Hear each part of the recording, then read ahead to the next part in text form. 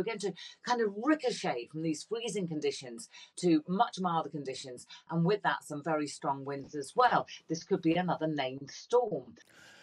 Now, new snow and ice warnings have been issued across the UK. Temperatures are expected to remain below freezing for the rest of the week, and in Scotland could plunge to minus 18 degrees tonight.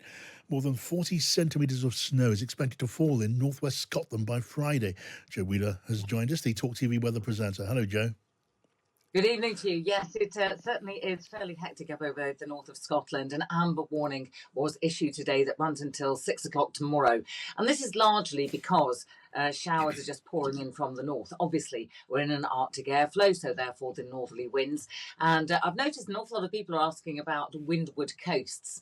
And what we mean by that really are any coastal areas that are exposed to the winds. And of course, if they're coming direct from the north, then it's northern Scotland, which is going to bear the brunt of that. But certainly over the next 24 hours or so, remember those northerly winds will also affect parts of Northern Ireland. They come down through the Irish Sea, and where Wales kind of sticks out, they're likely to see a few showers as well, perhaps one or two filtering through the Cheshire Gap into parts of northwest England, potentially one or two down towards the southwest. But in reality, given this cold spell, we've been really lucky that much of the country has not seen disruptive snow. It's seen some incredibly cold conditions, but also, nice blue skies. And when the winds are light, that hasn't actually felt too bad, even though daytime temperatures have been close to zero. Yeah, minus 18 degrees in Scotland. Are we talking records being broken here?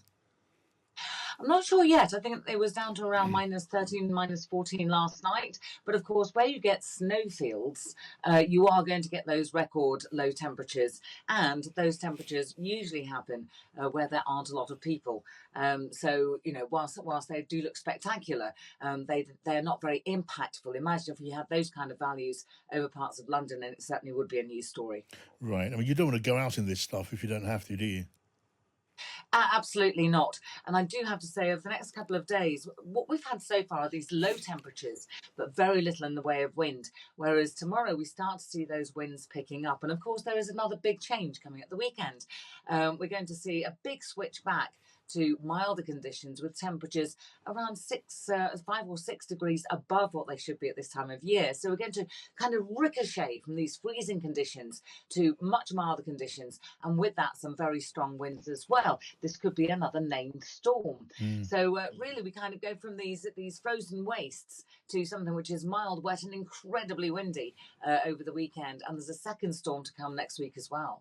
I can see on the video link, Joe, you're wearing a very elegant scarf. Has your heating clocked off again? My heating isn't working right now.